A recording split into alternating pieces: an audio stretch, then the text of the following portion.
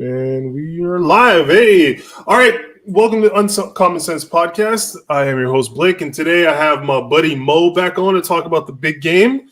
We got that Super Bowl coming up. Everyone's ready to see the passing of the torch, going from Big Tom Brady, the best who ever played, to the what some people are saying is going to be the next GOAT in Pat Mahomes. How you doing, Moe? I'm well, Blake, yourself. Nah, I can't complain, man. I mean, I could, but I'm not gonna because it'll just we don't want to do that. But yeah, dude. So how's it been? Trying to cover all the happenings in the NFL leading up to the big game here. How's it being? Not being able to travel or do any kind of thing. Like you got to get everything off the internet, Twitter, right? Yeah. Well, you know what, Blake? It's funny. I have a few buddies of mine who are in Tampa covering the game, and it's a lot different from what people have told me before. Usually Radio Row, which is the biggest fabric for media during Super Bowl week, has about over 100 radio stations across the world, across North America, around the world, who are there. Right now, it's probably 1/3 of it, right? And then for the fact that the teams are only coming in on the weekend, or in the case of Kansas City, there isn't the media night as we would normally have in the normal world on a Monday. The media access every day with the players physically in front of you. Right. So now it's done by Zoom and whatever else. And so it's a very toned down week for all the events. Parties are not very vibrant in terms of the number of bodies will be going and stuff. So we're seeing maybe that aspect of it, but it doesn't deter away from the fact that we have a really good game on our hands on Sunday with KC and Tampa. With two great quarterbacks for the respective generations going at it to win the Lombardi ring. Yeah, it's gonna be such a good game. I can't wait. It's so good. I can't. It's like Flash versus like Mr. Consistency and Tom Brady. But yeah, before we get to the game, there was a couple of things I want to talk to you about before. I mean, I think this offseason is going to be one of the we thought last offseason with the quarterback controversies was going to be the thing. Yeah. But I think this offseason, going after the Super Bowl, I think this is going to be one of the craziest years for quarterbacks shipping out, moving teams, and going to trying to establish themselves. Because we got Phillip Rivers retired. Yeah. So now they got an open vacancy. There's a number of dudes who are open, who are open to what's going, that position. You got I mean, everyone's kind of speculating, saying that Aaron Rodgers is going to leave Green Bay. I don't know about that. I think it's a little not this year. I think it's 2 more years before he'll leave. Yeah, that's what I think going to be. I think he's gonna try to put the screws to Green Bay and at least be like, you need to get me some talent. You guys fucked up last year, right? With getting Jordan and getting. Although Dylan turned out to be pretty good down the line, he was running hard. He was getting his yards. He seemed to really kind of keep that offense rolling. He gave him another dynamic to attack teams with. But I mean, I think it'll always be that Jordan Love, choice where people are like, really, with a deep receiver class like you had with CeeDee Lamb and and all the other guys like that. You chose Jordan Love. Like this is your dude who you're gonna stake your franchise on. So. But yeah, I mean, there's talk about Derek Carr being shipped out of Oakland, Jared Goff and Matthew Stafford. We saw that trade happen, which is astronomical. I don't know. For me, that's maybe I don't know. Maybe you can shed some insight, but I find that trade perplexing, to say the least, because I feel like Goff was a guy who McVay molded to the way that he wanted. I felt like Goff was making all the decisions that McVay wanted him to make. Mm-hmm. And now you're going to bring in Stafford, who's an elite quarterback. I don't think anybody's going to dispute that. But I feel like there's going to be at least a year to 2 years of learning process where you're going to have somebody who doesn't really know the system that well. I think, Blake, when you look at Jared Goff, they went as far as they could with him. The last 2 years, from a stats perspective, he's gone down. I think he has over 40 turnovers through INTs and fumbles lost, etc. Under that watch, right? You think back to that game against the Patriots 2 years ago in the Super Bowl, didn't play well. You know, you can go even back further when he won 54-51 when the Rams beat the Chiefs on that Monday Night Football game. Since that point, up to the last game of his Rams career, his numbers have been very average. This past season, right, the game against Miami, where I think he threw almost like over 55 passing attempts, whatever it was, and got exposed by a very good Miami defense. And that's not the game, right? And the thing is for McVay is that you can sort of see that he had his back up until that game against San Fran in LA, not the one that was prime time where they lost, but the game in LA where he had a terrible game, and he put the onus on Goff, saying, "Look, man, you didn't play well," and that was the first time we saw a true crack in the foundation of that rapport of McVay and Goff. Right. And now we move towards the end of the year. Goff, unfortunately, injures his thumb, goes for the operation. John Wolford is the guy that they want to go with. And even in the week leading up to the game against Seattle, Wolford was still the number one guy. Yeah. You're paying Goff an uber amount of money.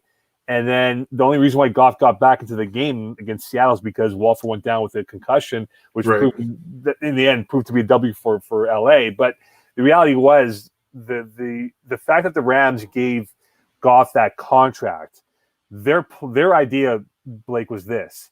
We're giving him this contract. We're believing that he's going to continue to ascend upwards as a quarterback. And by the time he hits the 4th and 5th year of his career, that contract value will be actually cheaper than what the current value of what you're paying quarterbacks today in the market is going for as we speak. Gotcha. Unfortunately, that didn't amount to being what it was supposed to be. And now we're looking at Goff being in Detroit and Matt Stafford in LA. And look, LA is a now town, right? It's a show me town. It's for sure. It's the style, the flamboyance, the lifestyle that you're in. Look at the Lakers. Look at the LA Dodgers, right? Mm-hmm. Those two franchises in that market got Anthony Davis and Mookie Betts, respectively speaking. And guess what happened 4 or 5 months ago? They both won titles in their leagues. Yeah. This Matt Stafford trade was done in play to say we're going to win it either 2021 or 2022. We have the core in place. Now I have my quarterback because Sean McVay did not draft Jared Goff. Remember that. That's true. Jeff Fisher. That's true. Theory, it wasn't his guy at the pivot position that he desired. Now he gets his guy. And guess what? I'm not saying the honeymoon was still going for McVay and the Rams fans, but now it's win or bust for this Rams organization because they know in LA with Justin Herbert down the hallway with the LA Chargers, they need to get a manicure of that position, and now they have it with Matthew Stafford. That's actually a really good point. Also, considering they've got Aaron Donald and Jalen Ramsey, who are eating up a crap load of cap space. I mean, they deserve it because they're probably respectively the best two players at their respective positions. Like you're gonna have to make a move at some point because time will dictate that these guys are not going to stay around that much longer. If they can't win, they'll try to look for an out, or their contracts are going to become too expansive, and they're not going to be able to hold on to these guys or accumulate any other talent at that point. Right, for sure. And then so have you heard? Like, obviously you've heard, but so the Carson Wentz situation in the Eagles situation in Philly, crazy. Yeah. I have a bunch of friends who are all Eagles fans. And they always make fun of me because I'm a Giants fan, and they're always like, "Yeah, they're like, well, we didn't want to let you win." I'm like, "Yeah, man, but still, like, you really want to tank that last game like the way you did? Like, you got a guy who I think everyone is kind of looked at Hurts and been like, okay, I think this guy is proven to a certain extent he deserves a shot at being the man. He deserves a shot at being the number one.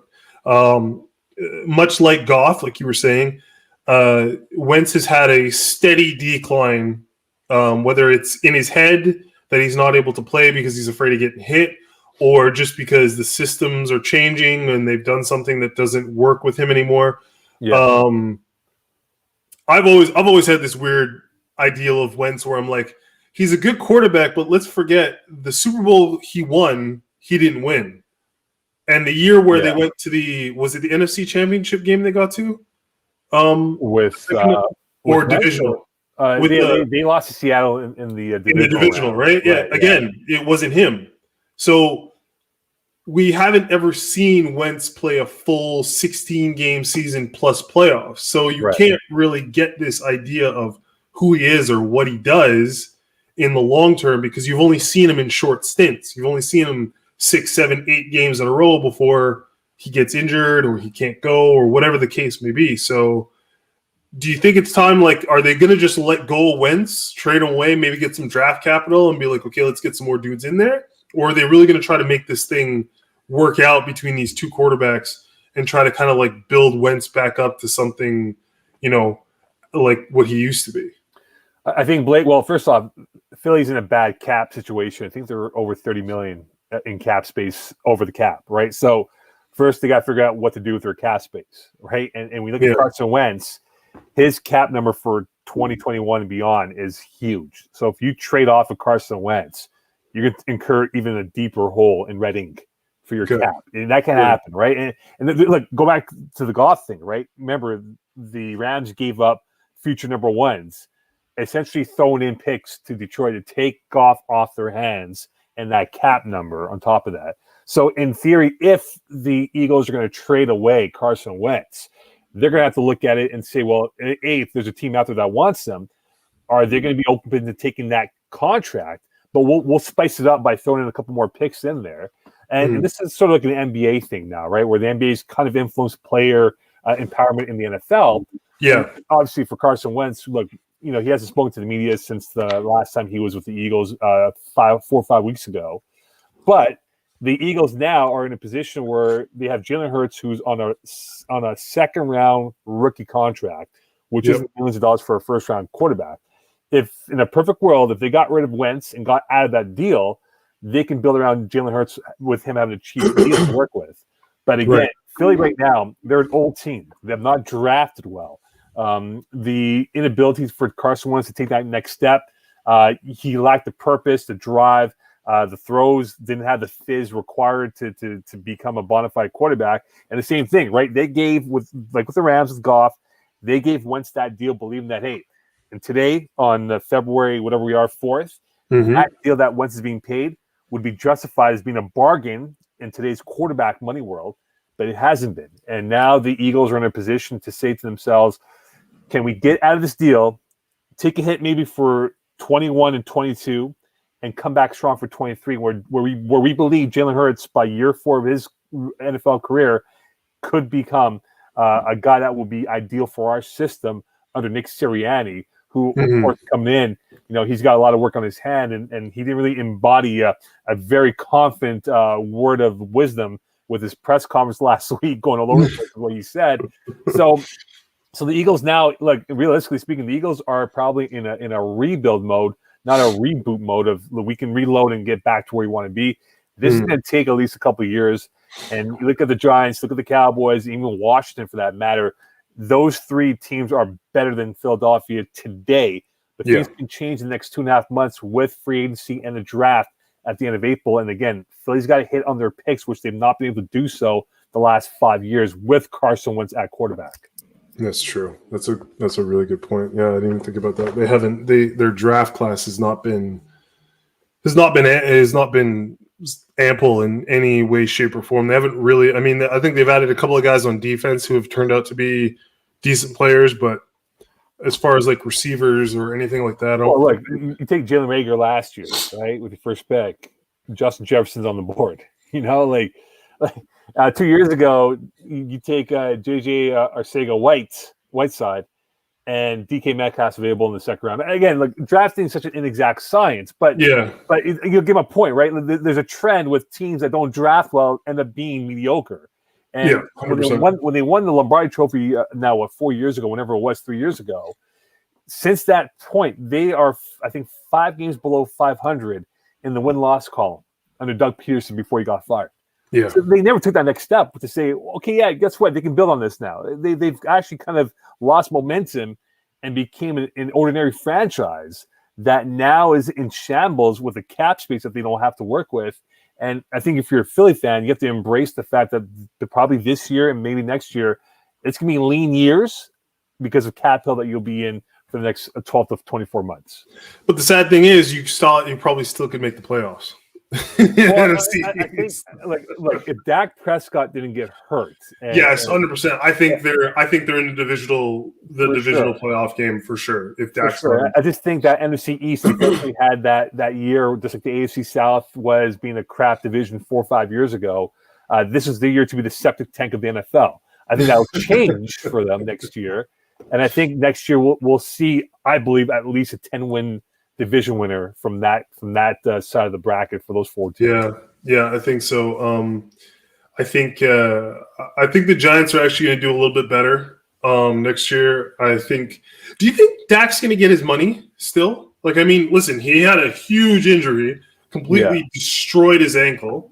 I mean, I guess he can come back from it, depending. Like, we'll see. But do you think Dallas is going to pay him like good money, or do you think it's going to be kind of situation where they're going to undercut him a little bit and be like, listen, we'll give you good money, but the fact of the matter is that you're damaged goods now, so we have no clue how good you are, or like if you're going to be able to play at the same level you were playing at.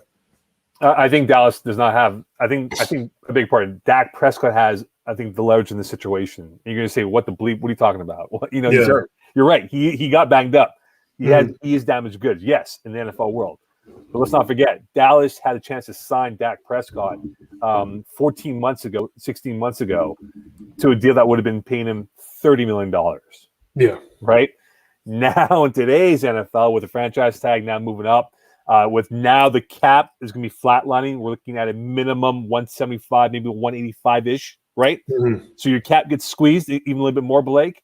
Yeah. The reality is for the Dallas Cowboys, they know that what they couldn't do without Dak Prescott was evident on the field and how mediocre they were.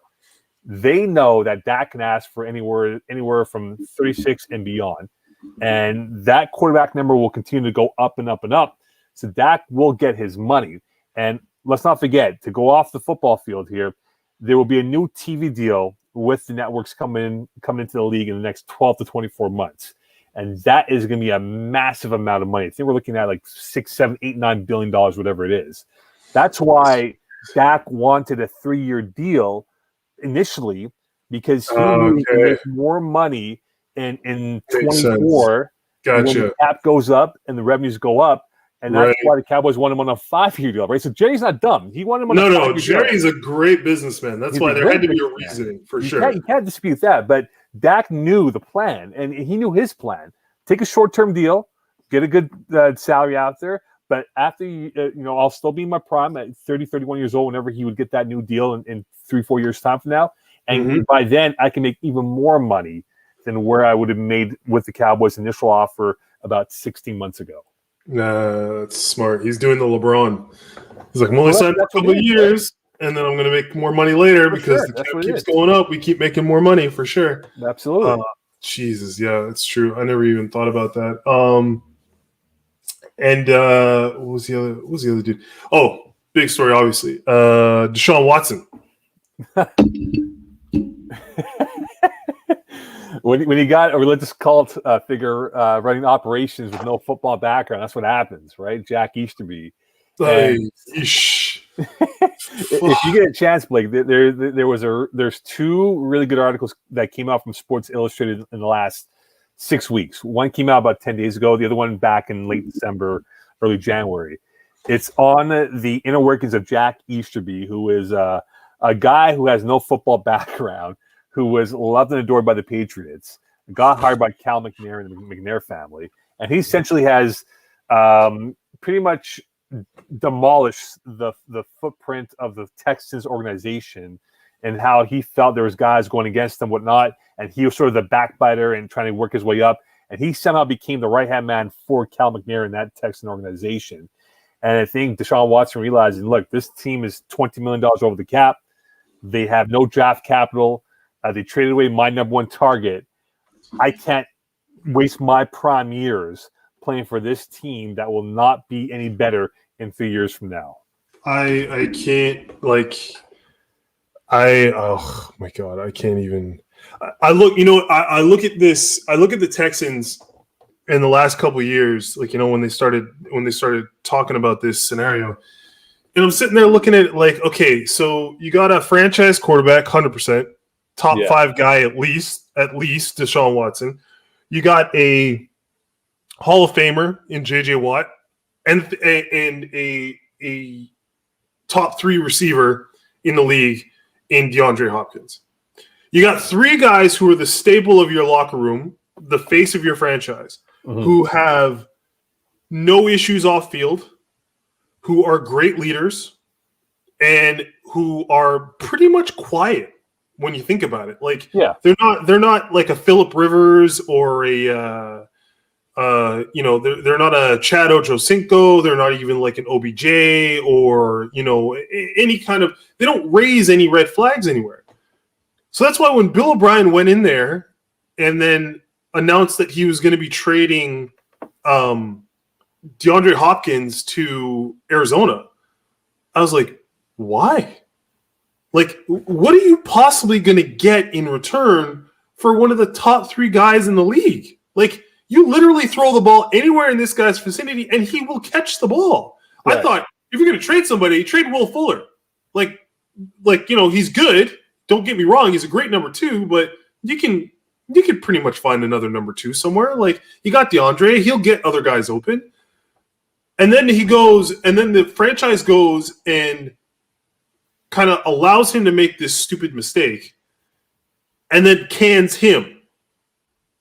So I'm looking at a position of like, so here's Deshaun Watson, who's been nothing but a professional, consummate professional, leading the league in passing at some points.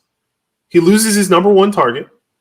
He loses his head coach, and now he's sitting there like, I don't want to be here. Like, what's the point of me being here? He's been a team guy, though. He's been a team guy. He's definitely a team dude. I think again, he's always a consummate professional, right? Like, he never voices his anger or disgust in public.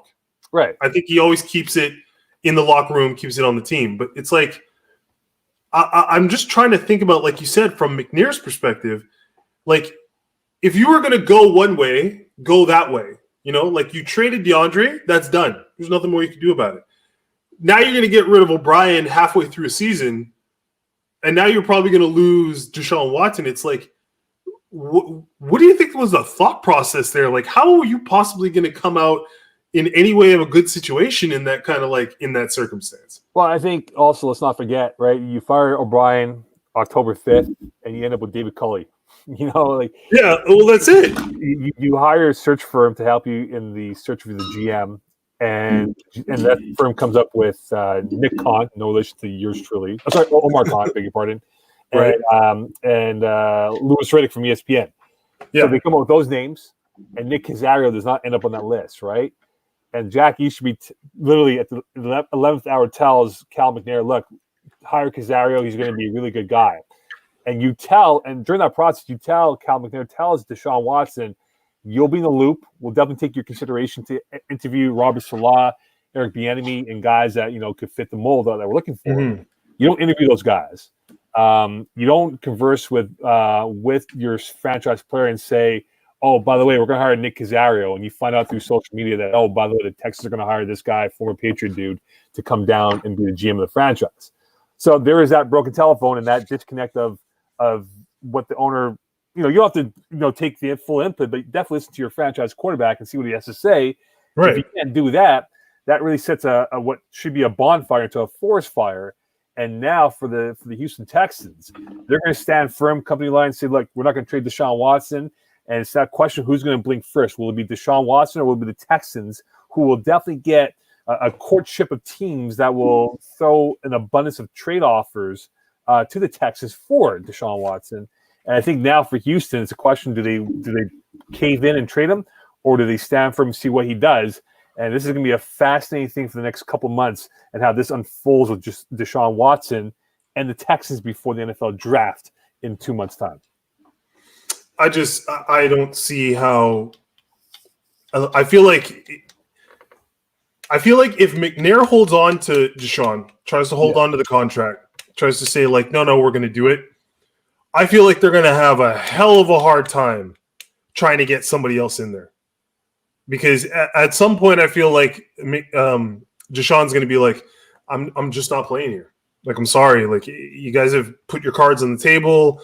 You know what I mean? Like, you've traded away like top talent guys. You like you said, you didn't converse with me about, who our general manager is going to be, who our new head coach is going to be. It's like, it's obvious that you, even though like, my selfless play and my desire to win and bring a championship to this franchise is there. Like, it's obvious that you guys are not taking my like opinion into consideration. You know what I mean? Yeah. So in that instance, and especially it being like, a new age league now, I have a hard time believing that aside from drafting, I don't know, like a Trevor Lawrence or a Justin Fields player, to kind of take his spot, I have a hard time believing that they're going to have the opportunity to get another big name guy in there to lead the franchise. And let's not forget, they traded their first round pick to Miami for Laremy Tunsil, which is the 3 pick, right? So they've done some kangaroo court like style maneuvering over there. But look, you hired David Culley, who is 65 years old. Good for him, gets his first NFL job, but he wasn't on anyone else's list. Like, but 65 though. Yeah, and the thing is, the NFL now, the trend is to hire the younger, exactly, connect with today's athletes, because exactly athletes today that won't connect with him, and people are saying, "Oh, he's a great man, great whatever." But he was never an OC, never DC, and to go into this environment, I feel for Culley because I don't think will have the success that the Texans believe he will have. And this is going to be tough on him. And look, Deshaun Watson, I know he signed that contract with Houston back in September, October. Yeah. But, a lot has changed, right? Things can change in the span of a day, a week, a month, 2 months, whatever it is. And Deshaun said, like, he's not about the money. He doesn't care about the money. He's very happy that he has the money. That's right. But, you know what? If Deshaun was going to pull a dramatic move at the end of this whole process, just retire, whatever the cap hit will be that he has to owe them back, fine, no problem. Retire and see what happens. Call the Texas bluff. What do you do at that position then? Exactly. That means your franchise quarterback is retired. What are you going to do, right? Yeah. You can't go with your first pick. You don't have a first pick. So that means you got to trade for something, right? So that's why this game ended up being like Carson Palmer when he was with the Bengals, sitting on his couch because he quit, or not quit. He retired, saying, "Look, I can't do this anymore in Cincinnati." Yeah. And he was eating milk duds until Oakland came in and gave up 2 number ones for him, right? Well, that's it. They say, "Yeah, we'll take him." It's fine. Yeah, well, no one else would give it a 3rd-round pick for him. So that's why I just think it's a question of who's going to call who's bluff. Yeah, and I think both are going to stand firm with where they draw the line on the sand, and we'll see what happens in these next 2 months with the Texans' lack of direction. Yeah. The current conspiracy theory I hear thrown around is that the Steelers are going to trade Ben and I don't know, a certain amount of picks in like a receiver or something to Houston for Deshaun. The problem is Pittsburgh's in bad cap space, right? Like, exactly. Like Big Ben's deal, whether he comes back or not, it is going to take up, I think, 20% of the cap space, right? So they're in bad shape. They got to sign a whole bunch of guys available in the free agent market, and Big Ben said, "I'll take a restructured deal and come back." But the reality is Pittsburgh is in a very tough situation with where they stand. And I can't see them trading for a guy like Deshaun Watson, whereas maybe a Sam Darnold, who knows, something along those lines, that level of quarterback that can be had maybe at 45 cents on the dollar is probably more valuable than Deshaun being pretty much $2 on the dollar that he would be needed for in a trade. That's a very good point. That's a very good point. I personally don't think Ben's like. I think the Steelers need to part ways with Ben. They will. It's just watching him last year or this past season. There's just something that just wasn't there. Like, I don't know if it's from his was it Tommy John surgery got on his elbow? There was something about Ben that just wasn't Ben. There was throws that like weren't being made. There were shots that he was taking that shouldn't have been thrown. I mean, Ben's always kind of had that air about him where he's going to try to make a throw because he feels he can make a throw. But there was just this, like, I don't know, this weird thing about Ben where I think he's lost a little something. I also think that Pittsburgh's gotten to a point now, especially with the amount of talent they have on that team, where Ben has been holding court for a number of years Ben's been having kind of the opposite of Deshaun Watson, but Ben's been having a lot of power, as in who plays, who doesn't, who you're going to go get. You know what I mean? I think they reel in Ben in a lot of decision makings when it comes to the team, and I think the Steelers are in a point to where they need to kind of make a move away from Ben now and like maybe get a new age quarterback, someone who's a little bit more mobile, someone who's going to ease up the running game on Connor, someone who's going to be able to hold the ball more for the defense so that the defense stays a little bit fresher over the span of the game. I mean, they got, I don't know. I always forget who their GM is, but the man he is a receiver whisperer. I don't know where this guy gets his information or what he does, but this guy can draft receivers like he's picking them out of a barrel. Like he got Washington, he got Chase Claypool, he's got I think he was still the guy who drafted Antonio Brown when he was that era of mid to late round picks. Yeah, because Hines Ward included. Hines the man just I don't know what he sees or how he sees it, but his crystal ball is just clear as shit because he can pick a receiver from anywhere, and just bring him in and they become. I mean, look, even Vance McDonald, Jesse James was a stud when he was on that team as well. Mm-hmm. He just knows how to draft guys who can catch a football, which is they've done well with that. I just think Ben is now probably the fourth best quarterback in that division, right behind Burrow and Lamar and Baker. Yep. And I just think now Big Ben, unfortunately, he's not a Tom Brady. He's not a Russell Wilson where he commits himself to the offseason of investing money towards his body and keeping himself above the cutting edge of what it is supposed to be, reinventing himself. He's got a dad bod. That's what he is, right? He's a classic. He's a classic rec league body that he really does. He looks like half the quarterbacks in FBF. Yeah, exactly. He's a gifted quarterback, and if he comes back, obviously he's got to recommit himself to getting it into shape that's going to be respectable enough because he can't take the hits or he can't throw like he once did. And it was pretty obvious. I mean, look, you go 11-0, 1-5 in the last 6 weeks of your season, including playoffs. Yeah. And so Pittsburgh's got some big questions to look at. And they have to decide whether it's now or next year they draft a quarterback, whether it's first round or not. You take Mason Rudolph, who isn't going to be the guy for them. And whether you look at the market, maybe Jameis Winston could pop up for them on a lower end deal. You get Dwayne Haskins, who you signed to a futures contract to Pittsburgh. I don't know if he's going to be the guy, but the reality is I think Pittsburgh knows they got to start trawling into the open sea and what is available for them that could become the next heir apparent after Big Ben for who knows 5 to 10 years as the Pittsburgh starting quarterback. Well, because they need, I don't know, like you said, they need to start developing. Pittsburgh's one of those teams, much like New England, where you had a perennial guy at the beginning, but it's like they never really got the backup guy in because they felt like it was going to threaten the starting quarterback. I don't know how many guys Brady's kind of fished out of town anytime they showed any kind of promise, but the Garoppolos, Matt Castle, all those guys got fished out. Even in the case of Pittsburgh, they never really got a guy who looked like he could challenge Ben for that starting position. Charlie Batch was considered to be one of the best backup quarterbacks in history because every game he came in, he managed to close it out. Yeah. They had, like you said, Mason Rudolph, who hasn't really, Josh Dobbs, who is on the roster, off the roster every 6 months or whatever it is, super smart. He actually trained in Montreal in the offseason a couple years ago.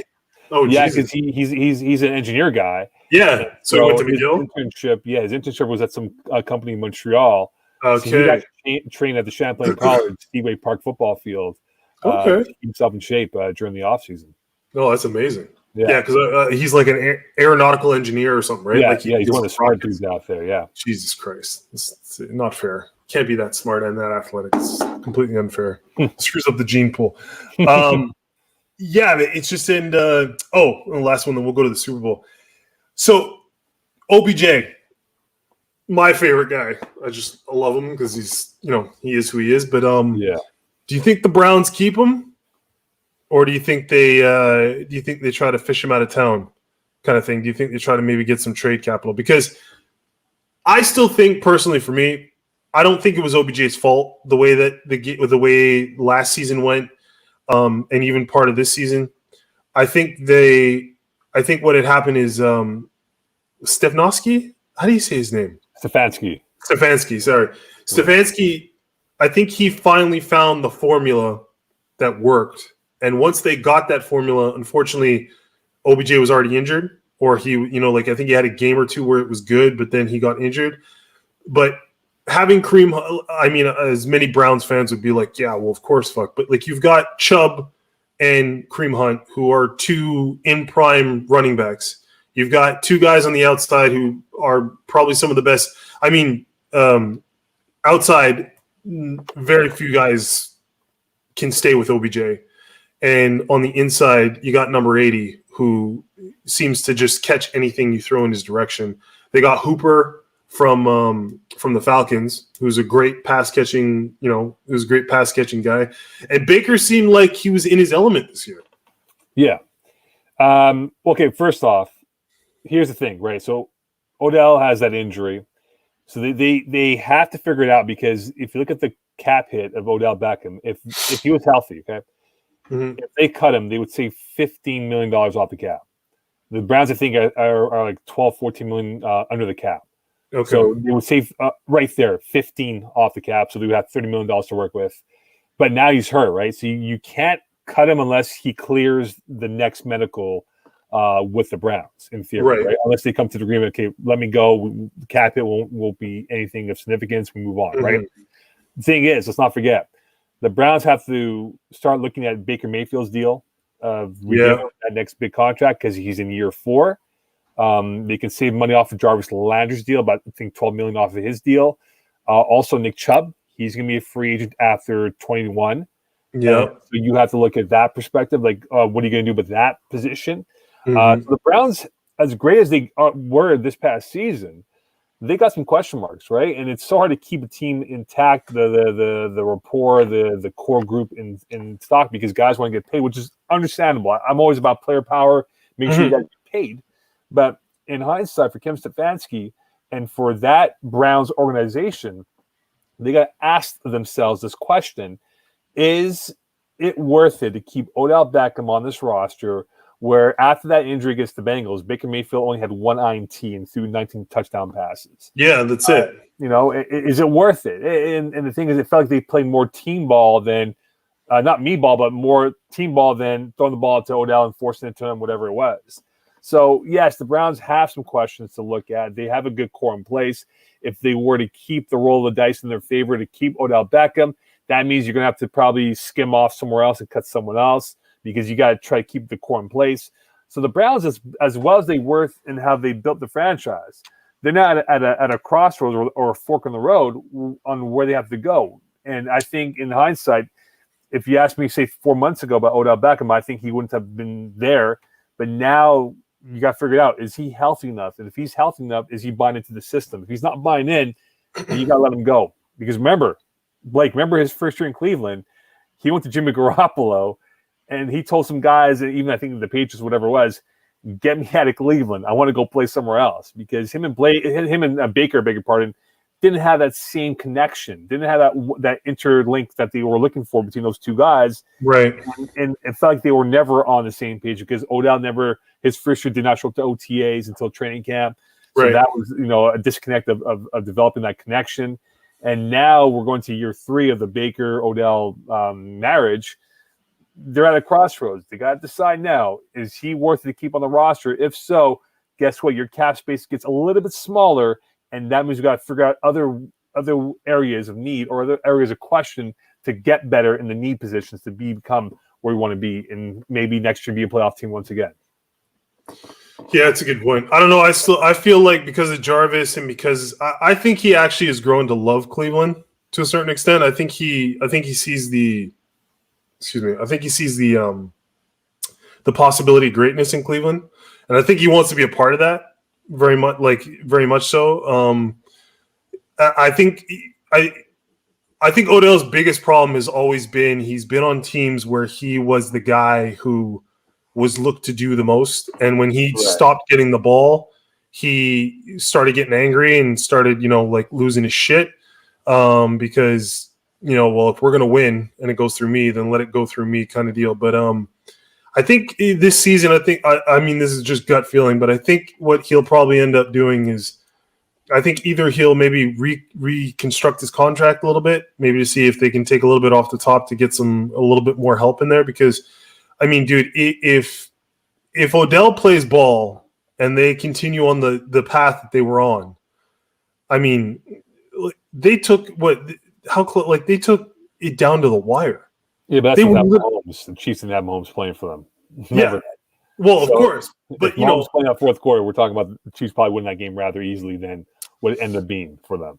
Fair, but, they still kind of kept it in there a little bit. I mean, they had a couple of, but, I mean, I think when you look at teams that play them who, even when Mahomes doesn't play well and they still get schooled out, I think you still got to kind of look it up, be like, there was a couple of drops in that game that were like, I think Higgins dropped one, Jarvis dropped one, Hooper dropped one that were end zone shots that like could have got them even before Mahomes got hurt. That could have leveled the whole playing ground.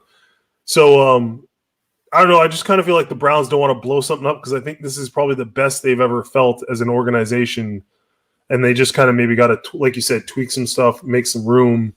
Because, they got to prepare for that Baker contract and the Chubb contract, and they got to figure out how they're going to keep the band together. Because if they don't, they're just going to have to sell out all their assets and try to rebuild again. And I'm sure Cleveland's probably sick of rebuilding at this point. Yeah, it's going to be unique for the Browns. They have a lot of question marks they have to address.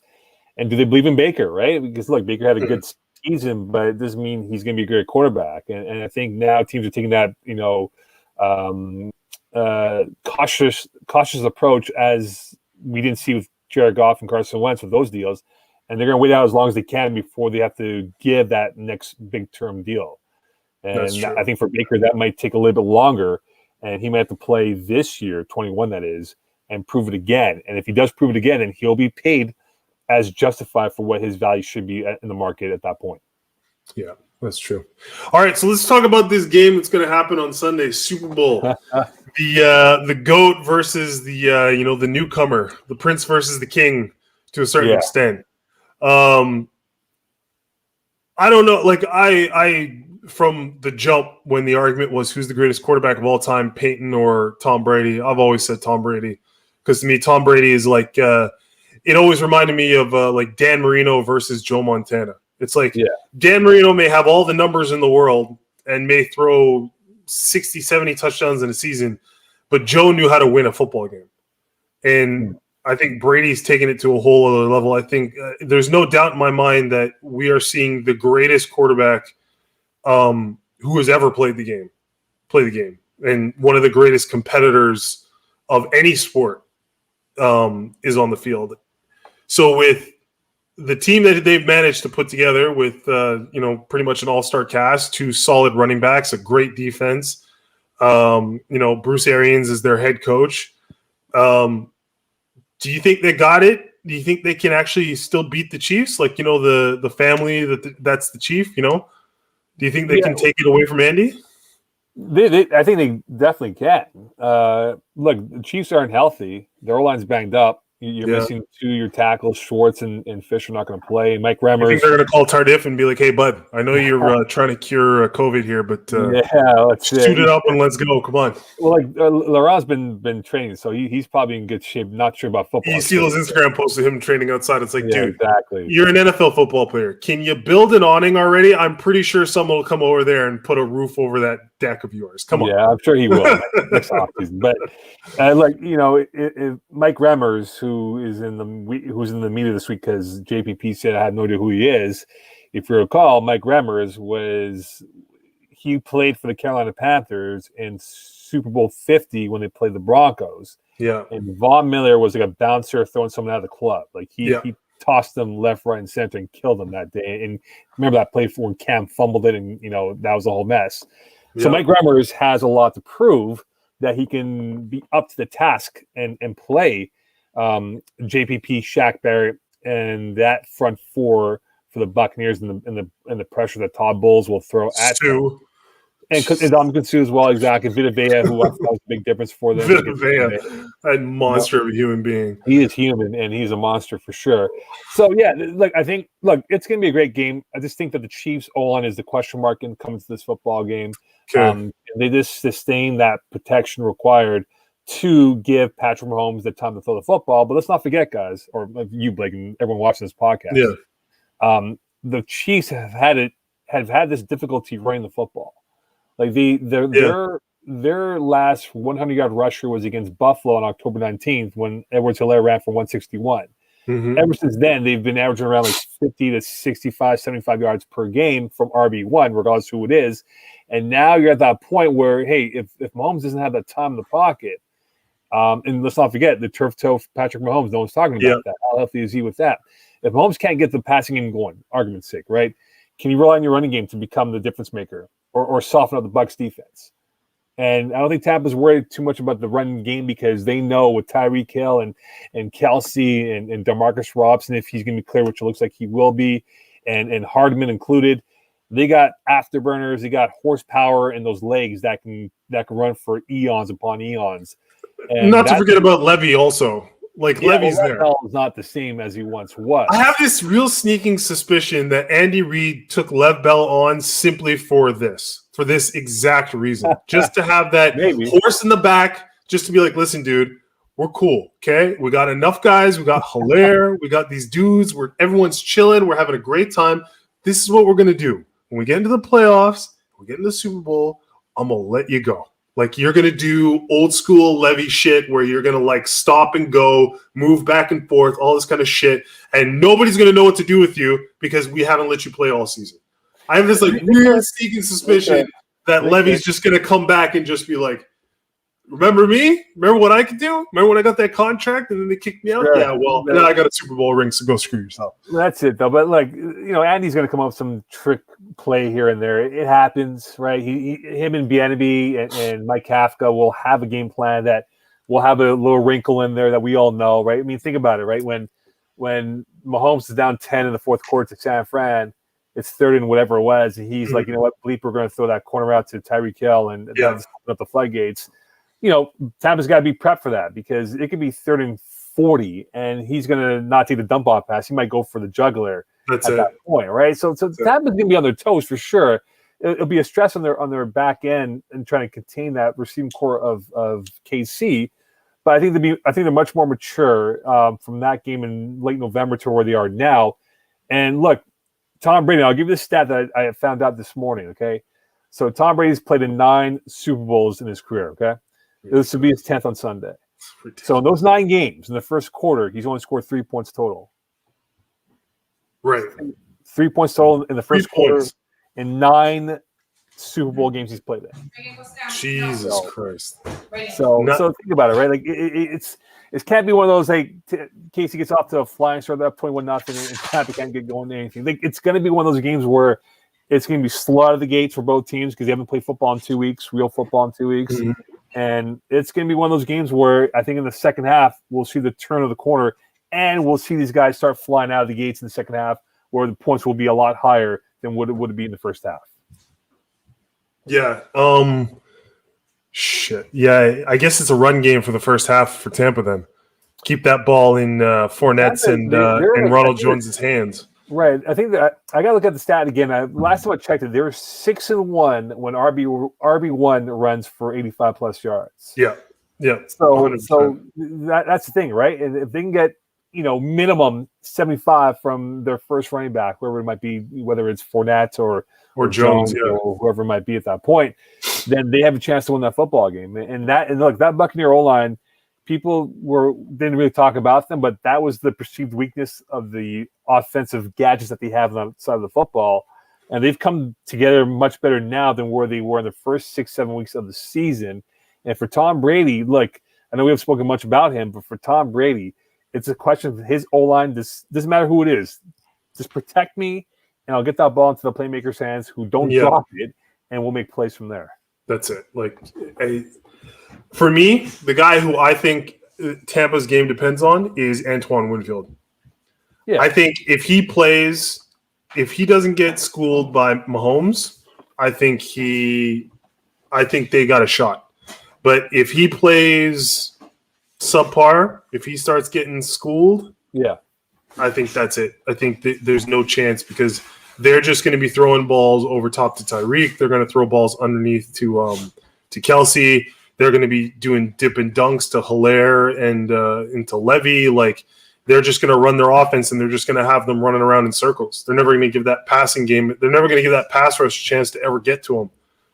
Well, the key in my I think Whitfield will be huge, especially coming off the injury. We don't know where he is with his health in that department. But also, I think Vita Vea, who came back and look against Green Bay, he took on 2-3 blockers at times. And that enabled JPP and Shaq Barrett to tee off on A-Rod, right? Yeah, If Vea's attracting the double team, or he's taking on multiple blockers, regardless who it is.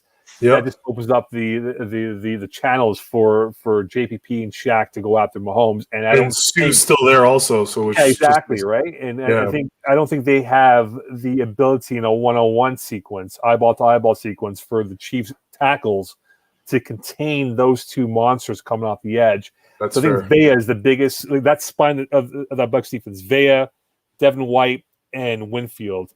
Those three had to be in sync for them to win this football game. In terms of the communication, you played football at a high level, Blake. The communication has to be on point, has to be clear.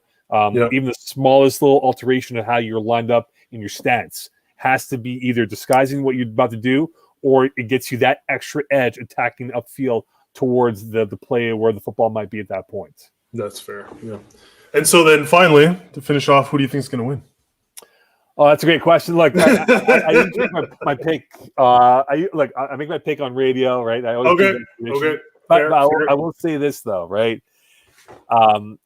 My picks of late have been stone cold when it comes to this game.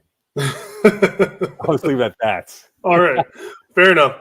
I say that it's a weird pick. I say that if Antonio Brown catches a touchdown, the Bucs win. Right.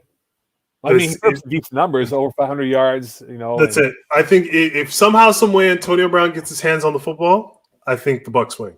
Just because I don't see how, if Tom runs his offense the way I think he wants to run it, and he's got Mike Evans, he's got Godwin, who I think is sneaky the best hands in the NFL right now, and Antonio Brown, who is only now getting into form at this point. I mean, aside from his injury. Hopefully, like, he's all healed up. I believe he will be. But if those guys can go off, it's going to be a tough time for Mahomes because he's going to have to play in a shootout that's not where they're just throwing the ball everywhere. Like, they're going to have to make throws to really get to where they want to go.